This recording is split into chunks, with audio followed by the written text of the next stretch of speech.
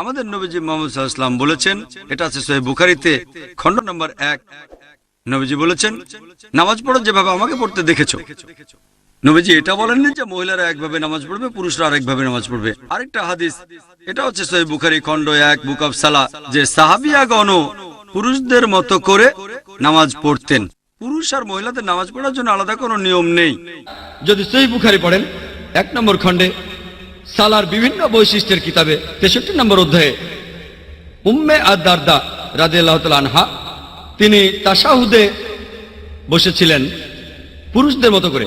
আর তিনি ছিলেন এমন একজন যিনি ধর্মীয় বিষয়ে যথেষ্ট জ্ঞান রাখতেন। এরকম আরো অনেক সহিহ হাদিস আছে যেগুলোর বর্ণনা দিয়েছেন হযরত আয়েশা, নবীজির অন্যান্য স্ত্রীগণও দিয়েছেন, আর অন্যান্য মহিলা সাহাবীরা, আল্লাহ তাদের সবাইকে শান্তিতে রাখুন। আর এর উল্লেখ আছে সহিহ মুসলিম, সহিহ বুখারীতে, এমন বিভিন্ন সহিহ হাদিসে। নামাজ পড়বেন সেভাবে যেভাবে নবীজি পড়তেন, সে আপনি পুরুষ হন বা মহিলা হন। আমি জানি বাজারে এরকম কিছু বই পাওয়া যায়, ইন্ডিয়া সহ সারা পৃথিবীতেই বিভিন্ন মতবাদের লোকজন বলে মহিলাদের জন্য নামাজ পড়ার নিয়মটা আলাদা আর পুরুষদের নামাজ পড়ার নিয়ম আলাদা। এরকম কোনো হাদিস নেই। ইসলাম সম্পর্কে যদি কিছু বলেন, সেখানে কোরআন বা সহিহ হাদিসের রেফারেন্স থাকতে হবে। সব সময় কোরআন এবং সহিহ হাদিস। তাহলে যখন রেফারেন্স দেবেন যে কোনো বিশেষজ্ঞ হোক, পৃথিবীর সবচেয়ে বড় বিশেষজ্ঞ, যদি তিনি কিছু বলেন, প্রমাণ থাকতে হবে। কোরআন এবং সহিহ হাদিস প্রমাণ দেখাতে হবে। প্রমাণ পেশ করো ইন কুনতুম সাদিকিন। এমন কোন হাদিস নেই বা কোরআনের আয়াত নেই যেটা বলছে যে নামাজ পড়ার নিয়মটা পুরুষ এবং মহিলাদের আলাদা। আমি জানি অনেক বিশেষজ্ঞ নিজস্ব দৃষ্টিভঙ্গি থেকে বলে থাকেন, যেহেতু মহিলাদের নিরাপত্তা দরকার, তারা আলাদাভাবে নামাজ পড়বে। এটা হচ্ছে তাদের দৃষ্টিভঙ্গি। কিন্তু নবীজি কখনো বলেননি নামাজ পড়বো যেভাবে নবীজি পড়তেন। আমি প্রথমে বলবো, মহিলা এবং পুরুষের নামাজের ক্ষেত্রে মৌলিক কোনো পার্থক্য নাই। রাসূলুল্লাহ সাল্লাল্লাহু আলাইহি ওয়াসাল্লাম যে হাদিসে বলেছেন যে আমার মতো নামাজ পড়ো, সেই হাদিসের বর্ণনাকারী সাহাবা একজন মহিলা। আমাদের হৃদয়ের টুকরা আম্মাজান আয়েশা সিদ্দিকা রাদিয়াল্লাহু তাআলা আনহা থেকে যে হাদিস এসেছে, সেখানে মা আয়েশা বলেন যে রাসূলুল্লাহ সাল্লাল্লাহু আলাইহি ওয়াসাল্লাম বলেছেন, সল্লু কামা রাআইতুমুনি উসাল্লি, তোমরা নামাজ পড়ো এভাবে আমাকে পড়তে দেখছো যেভাবে। সুতরাং রাসূলুল্লাহ সাল্লাল্লাহু আলাইহি ওয়াসাল্লাম যেভাবে নামাজ পড়েন সেভাবেই আম্মাজান আয়েশা সিদ্দিকাও নামাজ আদায় করতেন। এ ব্যাপারে আলাদা কোনো বর্ণনা আসে নাই। সুতরাং আপনাদের প্রতি আমার অনুরোধ থাকবে যে যখনই নামাজ আদায় করবেন, রাসূলুল্লাহ সাল্লাল্লাহু আলাইহি ওয়াসাল্লাম যেভাবে নামাজ আদায় করেছেন আপনারাও সেভাবেই নামাজ আদায় করবেন। আল্লাহ আমাদের সকলকে বুঝার তৌফিক দান করুন। নামাজের ভিতরে নারী পুরুষের পার্থক্য আছে বা নেই, কোনোটাই স্পষ্ট হাদিসে নেই। রাসূলুল্লাহ বলেছেন আমার মতো নামাজ পড়ো। মেয়েদের ক্ষেত্রে এরকম কোনো সহিহ হাদিস নেই নবীজি বলেছেন আলাদা হতে হবে। আবার এমন কোনো স্পষ্ট কথাও নেই যে পুরুষের মতোই হতে হবে। সাহাবী তাবেঈনদের সময়ে কিছু মতভেদ হয়েছে। একটা হাদিস আছে মুরসাল, হাদিসটা মুরসাল পর্যন্ত সহিহ। আমরা সবাই যার যার দল মেনে চলি। যেমন বুকের উপর হাত রাখার হাদিসটা মুরসাল, কিন্তু ওই তাবেঈ পর্যন্ত সহিহ। যারা বুকে হাত বাঁধে এটাকে জোর দেন যে এটা মুরসাল হলেও সহিহ। আবার মেয়েরা যে গোটা সুটা হয়ে সাজদা করবে, এই হাদিসটা মুরসাল সহিহ, অর্থাৎ একটা সাহাবীর নাম নেই, তাবেঈ বলছেন নবীজির কথা, কিন্তু এটা আবার তারা মানেন না। হানাফিরা বা অন্য মাযহাবের মানুষেরা যারা নবীর নিচে উপরে হাত বাঁধেন, তারা মুরসাল বলে ওই হাদিস বাদ দেন, আবার এই হাদিস মানে। কথা বুঝতে পারছেন? আমাদের এই নফসানিয়াত ঠিক না। কথা হলো মেয়েদের গোটাসোটা হয়ে নামাজ পড়ার ব্যাপারে একটাই হাদিস আছে যে সেজদাটা, তিনটে ব্যাপারে পুরুষ এবং নারীর নামাজের পার্থক্যর কথা হাদিসে আসছে। তিনটা, এর বেশি না, তেমন কিছু না। একটা হলো মেয়েরা পুরুষরা রুকু করবে টনটনে, আর মেয়েরা রুকু করবে একটু স্বাভাবিকভাবে। দ্বিতীয় হলো পুরুষরা সেজদা করবে উঁচু হয়ে, মেয়েরা সেজদা করবে একটু গোটাসোটা হয়ে। তৃতীয় হলো পুরুষেরা বসবে পাবাস করে, মেয়েরা বসবে বাবু হয়ে আসন গেড়ে। এই বিষয়গুলো সবই জয়ীফ, শুধু মেয়েদের সেজদাটা গোটাসোটা হয়ে দেবে এ ব্যাপারে একটা মুরসাল হাদিস আছে। অনেক ফকি, এটা হানাফি না, হানাফি শাফেঈ হাম্বলি সবাই এই হাদিসের উপরে ফতোয়া দিয়েছেন যে মেয়েরা গোটাসোটা হয়ে সেজদা দেবে। আবার এই গোটাসোটা হয়ে সেজদা দেওয়াকে কেউ ফরজ ওয়াজিব বলেনি, এটা মুস্তাহাব, এটা উত্তম। কেউ যদি পুরুষের মতো সেজদা দেয়, রুকু করে, নামাজের ক্ষতি হবে কেউই বলেননি। যারা বলেন আন্দাজে বলেন, কোনো এমনকি মাযহাবের কোনো রেফারেন্স দিয়েও বলতে পারেন না। এই জন্য সহি কথা হলো ভাইরা, মেয়েদের নামাজ উন্মুক্ত পুরুষদের মতো পড়লে পারেও মেয়েদের নামাজ সহি সুন্দর হয়ে যাবে, এবং হাদিসের আলোকে এটার ব্যাপক সুযোগ রয়েছে। আবার যদি কেউ এই মুরসাল হাদিসের উপর আমল করেন, মেয়েরা গোটাসুটা হয়ে সেজদা দেয়, এটাও করা যেতে পারে। সবচেয়ে বড় কথা হলো এটা মেয়ের ফিতরাতের উপরে। অনেক মেয়ে পুরুষের মতো রুকু করতে পারেন না, অনেক মেয়ে পুরুষের মতো সেজদা করতে পারেন না, অনেক মেয়ে পুরুষদের মতো পা ভেঙে বসতে পারেন না। কাজেই যিনি পারেন সুন্দর করে করবেন, যিনি পারেন না এভাবে করবেন, তবে এই ঝগড়াঝাটিগুলো করবেন না। নামাজ হবে না এই কথা কিন্তু মিছে কথা, এইভাবেও নামাজ হবে, ওভাবেও নামাজ হবে। সবসময় একরকম দেখতে দেখতে দেখতে মনে হয় এটা বুঝি এরকমই। তো মহিলারা যেই আমাদের দেশে নামাজ পড়ে, বাংলাদেশেই থাকি আমরা, বাংলাদেশের মহিলারা মাটির সাথে মিশে সেজদা দেয়, এইটাকেই আমরা মনে করছি এটাই বুঝি পারফেক্ট, এটাই বুঝি একমাত্র মহিলাদের সেজদা। কেমনে বসে, কেমনে রুকু দেয়, কেমনে সেজদা দেয়, আসলে এগুলি একটাও হাদিসে নাই, কোনো সহি স্পষ্ট কোনো হাদিসে এগুলি নাই। সৌদি আরবে গেলে, বাইতুল্লাহ গেলে আপনারা দেখবেন ঠিক সেম নামাজ পড়ে পুরুষরা যা, মহিলারাও তা, কোনো বেশ কম নেই। সল্লু কামা রাআইতুমুনি উসাল্লি, নবীজি বলছেন তোমরা সালাত পড়ো আমাকে যেভাবে সালাত পড়তে দেখো। এখন এই কথাটা তিনি যাদেরকে বলেছেন তাদের মধ্যে নবীজির মসজিদে পুরুষ মুসল্লিও ছিল, মহিলা মুসল্লিও ছিল। যদি মহিলা পুরুষের সালাতে আলাদা পার্থক্য থাকতো, তাহলে নবীজি পুরুষের জন্য অবশ্যই আলাদা নামাজ পড়তেন, আবার মহিলাদেরকে আলাদা নামাজ পড়ে দেখাইতেন যে তোমরা কিন্তু এইভাবে পড়বা। কিন্তু তিনি তো একই রকম রুকু, একই রকম সেজদা, মহিলারাও ওনার মুক্তাদি, পুরুষরা ওনার মুক্তাদি, এবং তাদের উপরে ফরজ ছিল ওনার রুকুর মতো রুকু, ওনার সেজদার মতো সেজদা, ওনার বসার মতো বসতে হবে। ইমামের ইক্তেদা করা ফরজ না, তো মহিলারা পিছনে ছিল, একই রকম তো পড়েছে। এই জন্য স্ট্রং বক্তব্য হইল মহিলা পুরুষের সালাতের রুকু সেজদা বসা আসলে বেশ কম নাই। এখন আমাদের ওলামায়ে কেরামদের মধ্যে একদল তারা বলেছেন না, কিছু বেশ কম আছে, কিছু কিছু ছোটখাটো সাহাবীদের বক্তব্য আছে যে একটু আঁটো হয়ে পড়বে, ওকে, ওলামারা বুঝছেন, ঠিক আছে, এটা একটা মাযহাব আছে, একটা বুঝ এরকম আছে, এগুলো নিয়ে ঝগড়া করার দরকার নেই। তবে স্পষ্ট হাদিসে যেহেতু পুরুষ আর নারী সালাতে পার্থক্য করা হয় নাই, এই জন্য আখিরাতের দিকে যদি তাকান তাহলে তো অবশ্যই আপনাকে যেই বিষয়ে দলিল পেয়েছেন, আপনি স্পষ্ট হাদিস পেয়েছেন, সেটা আমল করলেই আপনার আখিরাতের জন্য বেশি লাভজনক হবে। সন্দেহ আছে কোনো? নবী সাল্লাল্লাহু আলাইহি সাল্লাম স্পষ্ট করে বলছেন যে সল্লু কামা রাআইতুমুনি উসাল্লি। আরো অনেকগুলো হাদিস রয়েছে, সবগুলো হাদিস একত্রিত করলে যেটি বোঝা যায় যে নারী এবং পুরুষের মূলত সলাতের পদ্ধতিতে, কাইফিয়াতে, ধরনের মধ্যে কোনো পার্থক্য নেই। তবে যেহেতু নারী পুরুষের শারীরিক গঠন একটু ভিন্ন ধরনের, এবং সতরে, পোশাকে, এগুলো তো পার্থক্য আছেই। আর নামাজের আরকানগুলো আদায়ের ক্ষেত্রে বিশেষ করে সেখানে নারীদেরকে একটু শালীনতার দিকে খেয়াল রাখতে হবে।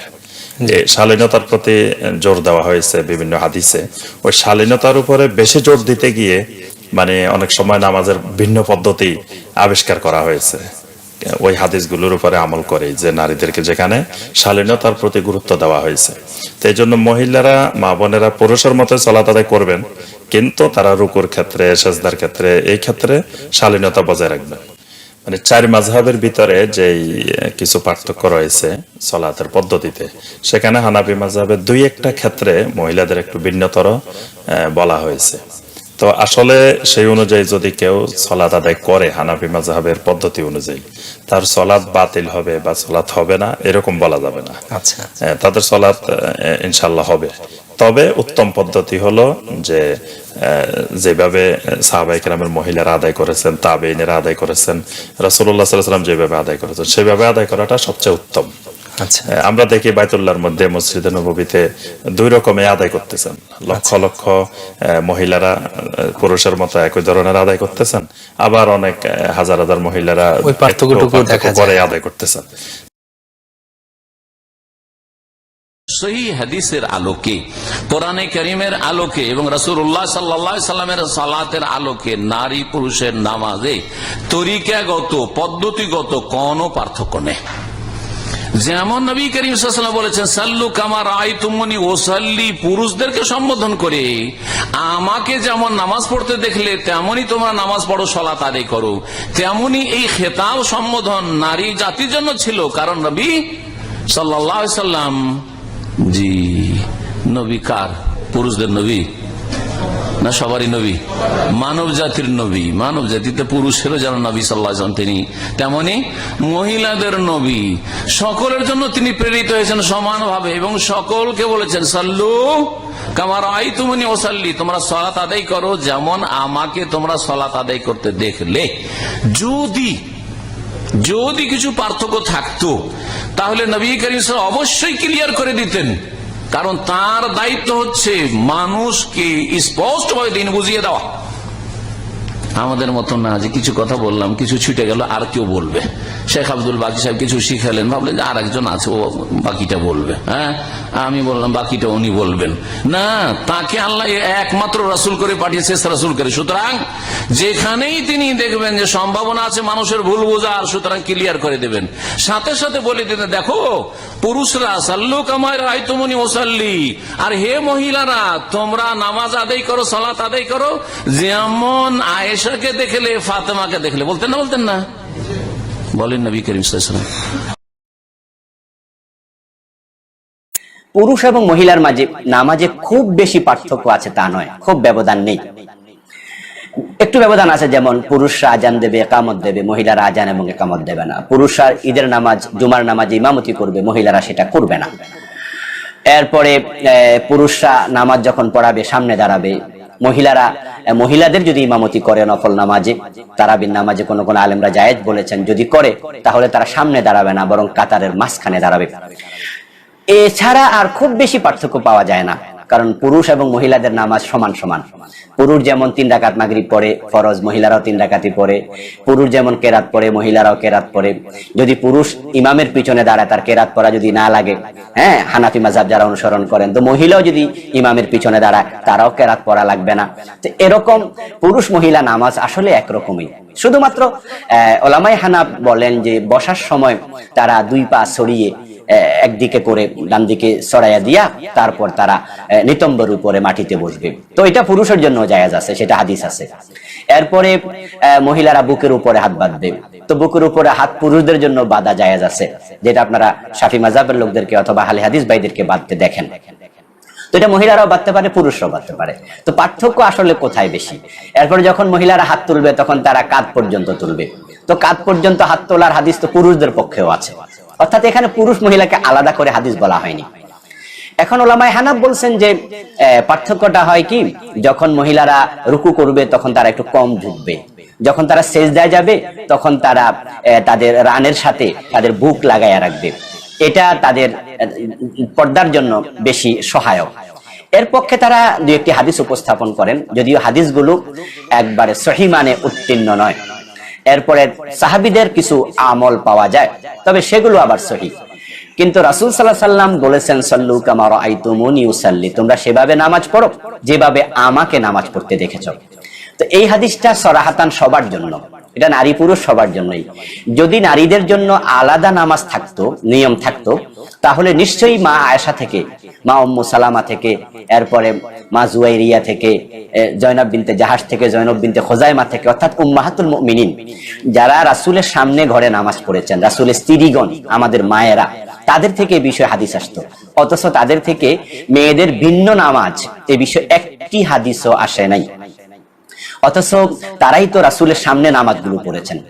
এজন্য যেহেতু খুব সহিহ হাদিস ভিন্ন নামাজ আছে এ বিষয়ে প্রমাণিত নয়, তো সেহেতু আমরা এটা নিয়ে বাড়াবাড়ি করব না। আসলে আর পার্থক্য তো খুব একটা নাই। আমরা যখন সেজদা করি আমরা বুক খুব ফাঁকা রাখি, আর যখন উনারা মহিলারা সেজদা করবেন, ওলামায়ে হানাফ বলছেন তারা বুক রানের সাথে মিলিয়ে রাখবেন। কিন্তু সেজদার জন্য শর্ত হলো 7টি অঙ্গে সেজদা করা। সেজদা নাক কপাল মাটিতে লাগবে, এরপরে 2 হাত থাকবে মাটিতে, তাহলে হয়ে গেল 2টা পা থাকবে, মানে পায়ের তালু, পায়ের আঙ্গুল, এরপরে থাকবে 2টা হাঁটু। তাহলে এগুলো লাগিয়ে যদি সেজদা করে তাহলে সেজদার হক আদায় হয়ে যায়। তো এখানে একটু ফাঁকা কম বেশি, পার্থক্যটা এই আর কি। তো এটাকে নিয়ে এমন ভাবে বলা হচ্ছে মনে হয় যেন বিশাল কোনো পার্থক্য আছে। যারা বলে পার্থক্য আছে তারাও সামান্য একটু পার্থক্যের কথাই বলেন। তাই এই বিষয় নিয়ে আমরা খুব বেশি বাড়াবাড়িতে লিপ্ত হতে চাই না। জি।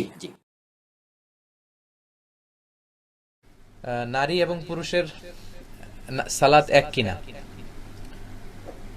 এ বিষয়ে আবহমান কাল থেকে 2টি মতামত মুসলিম বিশ্বে প্রচলিত হয়ে আসছে।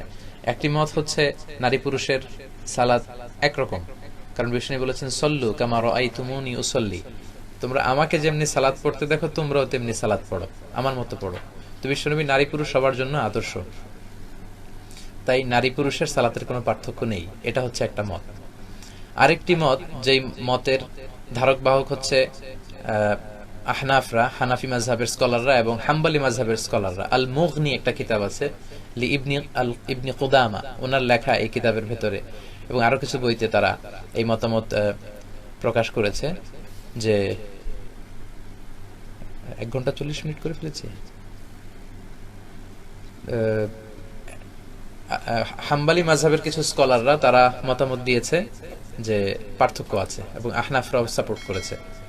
তাহলে আমি বলছিলাম নারী পুরুষের সালাতের ব্যাপারে 2টা মত। প্রথম মত হচ্ছে যে কোনো পার্থক্য নেই, নারী পুরুষের সালাত এক। আরেকটি মত হচ্ছে যে পার্থক্য আছে। তারা দলিল হিসেবে এনেছে যে নারীদের পার্থক্য আছে এই কারণে নারীরা ইমাম হতে পারে না, সালাতের ইমাম হবে পুরুষেরা। কোনো কারণে যদি নারীরা ইমাম হয়ও পুরুষ পেছনে থাকতে পারবে না, শুধু নারীদের নামাজে নারীরা ইমাম হতে পারবে in case of emergency. Umme Salama, Ayesha রাদিয়াল্লাহু আনহা, বিশ্বনবীর স্ত্রীরা মাঝে মাঝে জোহরের সালাতে আসরের সালাতে ইমামতি করেছেন।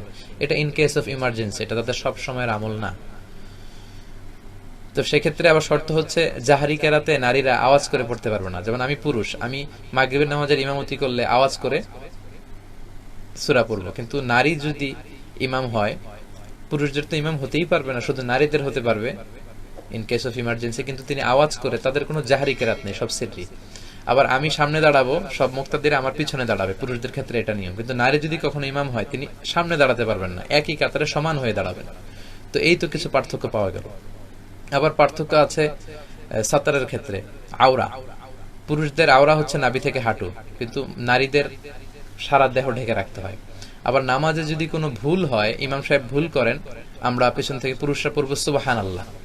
নারীরা যদি জামাতে থাকে তারা কিন্তু সুবহানাল্লাহ বলতে পারবে না, তারা হাততালি দিবে, তারা বুকে হাত বেঁধে এরকম হাততালি দিবে। হাদিসে এসেছে যে আত-তাসবিহু লির-রিজাল ওয়া তাসফিকু লিন-নিসা, নামাজে কোনো সমস্যা হলে ফালিউসাব্বিহুর রিজাল ওয়া লিউসাফফিকুন নিসা, পুরুষরা সুবহানাল্লাহ বলবে। আমরা বাংলাদেশে আল্লাহু আকবার বলে লোকমা দেই, আল্লাহু আকবার বলে ফেলি। এটা আসলে হাদিসের পরিপন্থী, সুবহানাল্লাহ বলা উচিত। সুবহানাল্লাহ বলে ইমাম সাহেব বুঝবে ও ভুল হলো। কিন্তু ইমাম সাহেব এমন কোনো ভুল করলো যেটা পুরুষরা কেউ ধরতে পারলো না, পেছনে নারীরা বুঝতে পারলো, তারা কি সুবহানাল্লাহ বলবে না? তাদের আওয়াজটাও কিন্তু আওরা, পর্দা। এজন্য তারা হাত বেঁধে আছে, এভাবে সবাই মিলে হাততালি দিলে এভাবে সবাই ইমাম সাহেব বুঝতে পারবে ও তাহলে কোনো ভুল হয়েছে, তিনি শুধরে নেবেন। এই তো আরেকটা পার্থক্য পাওয়া গেল। এভাবে অনেকগুলো পার্থক্য পাওয়া যায়। পুরুষদের জন্য জামাতে মসজিদে পড়া সুন্নাতে মুআক্কাদা, কিন্তু নারীদের জন্য মসজিদের চেয়ে ঘর উত্তম। এই যে পার্থক্যগুলো আছে, এগুলোকে সামনে এনে হাম্বলি মাযহাবের স্কলাররা, হানাফি স্কলাররা, ওনারা বলে যে কিছুটা পার্থক্য, সেটা হচ্ছে তারা নিজেদেরকে আঁটো করে দাঁড়াবে, তারা পাগুলো মিলিয়ে দাঁড়াবে এবং সিজদায় গেলে দেহটাকে জমিনের সাথে লাগিয়ে দাঁড়াবে। তা না হলে পুরুষদের মতো সিজদা দিলে তাদের ব্রেস্ট, স্তন ঝুলে থাকবে, এটা দেখতে হয়তো খারাপ দেখায়, তাদের পর্দার কিছুটা সমস্যা। এই দৃষ্টিকোণ থেকে তারা বলেছেন কিছুটা পার্থক্য আছে। তো আবহমান কাল ধরে এই 2টা মত, এক মত বলে যে না কোনো পার্থক্য নেই, আরেক মত বলে যে কিছুটা পার্থক্য আছে, যাতে নিজেদেরকে আরেকটু আব্রু পর্দার মধ্যে রাখা যায়। তো যেহেতু ফ্লেক্সিবিলিটি আছে, আপনি যে কোনো মত গ্রহণ করতে পারেন। সাল্লু কামা রাআইতুমুনি উসাল্লি, পৃথিবীর মানুষ তোমরা আমাকে যেভাবে সালাত আদায় করতে দেখছো তোমরা সেভাবে সালাত আদায় করো। নারী পুরুষ সবকে এভাবেই সালাত আদায় করতে হবে। মহিলার সালাত ভিন্ন, পুরুষের সালাত ভিন্ন, এমন কথা রাসূল সাল্লাল্লাহু আলাইহি সাল্লাম বলেননি। আল্লাহু আকবার বলে সালাত আরম্ভ করতে হবে। হাতের আঙ্গুলগুলি জমা থাকবে, হাতের তালু কেবলামুখী থাকবে, আঙ্গুলগুলি আকাশমুখী থাকবে, কাঁধ সামনাসামনি এক, কানের লতি সামনাসামনি আর একটু উপরে, কান সামনাসামনি আর একটু উপরে। কোনো সময় আল্লাহ আকবার বলে এখানে হাত নিয়ে আসবেন না, আল্লাহ আকবার। কোনো সময় এরকম করবেন না, আল্লাহ আকবার। কোনো সময় এরকম করবেন না, আল্লাহ আকবার। আল্লাহ আকবার বলে সালাত আরম্ভ করার পূর্বে কোনো কিছু বলবেন না। মহিলারা হাত বুকে উপরে বাঁধবে আর পুরুষেরা নিচে বাঁধবে, এরকম অভিনব কথা কোথাও নাই। এ অবাক কথা। বুকে হাত বেঁধে আপনি বলবেন আল্লাহুম্মা বা'id বাইনি ওয়া বাইনা খাতায়ায়া কামা বা'adta বাইনাল মাশরিক ওয়াল মাগরিব। এই সানা ছাড়া আপনি আরো সানা পড়তে পারেন। আয়েশা রাদিয়াল্লাহু তাআলা আনহা থেকে সানা আছে সুবহানাক আল্লাহুম্মা ওয়া বিহামদিকা ওয়া তাবারাকা ইসমুকা ওয়া তাআলা জাদ্দুকা লা ইলাহা গায়রুক। এই সানা আপনি পড়তে পারেন। এটি বহুল আলোচিত একটি বিষয়, কিন্তু এই ক্ষেত্রে আমরা আমাদের ফিকহে হানাফির যে বক্তব্য সেটি অধিকতর কোরআন সুন্নাহ সম্মত বক্তব্য বলেই আমরা ধারণা করি। সে আলোকে আমরা এটি বলি পরিষ্কারভাবে যে এই ব্যাপারে কিছু বর্ণনা রয়েছে। যদিও হাদিস মারফু আল্লাহ রাসূল সাল্লাল্লাহু আলাইহি ওয়াসাল্লাম থেকে সরাসরি বর্ণিত হাদিসগুলো কিছুটা সনদের বিচারে দুর্বল, কিন্তু একটি হাদিসে মুরসাল রয়েছে। হাদিসে মুরসাল এটিও আল্লাহ রাসূল সাল্লাল্লাহু আলাইহি ওয়াসাল্লামের হাদিস, যদিও মধ্যখানে এক বর্ণনাকারী উপস্থিত নাই, কিন্তু তবুও হাদিসে মুরসাল এটি অনেক মুহাদ্দিসদের তাদের গবেষণা মতে এটি বিশুদ্ধ একটি প্রামাণ্য সূত্র। কাজেই আমরা সেই জায়গা থেকে বলতে পারি হাদিসে মুরসালের ভিত্তিতে সাহাবায়ে কেরামের আমলও রয়েছে, তাবেঈনদের আমল রয়েছে। এই সব কিছুর আলোকে আমরা বলতে চাই যে মহিলা এবং পুরুষদের নামাজের মধ্যে কিছু পার্থক্য রয়েছে।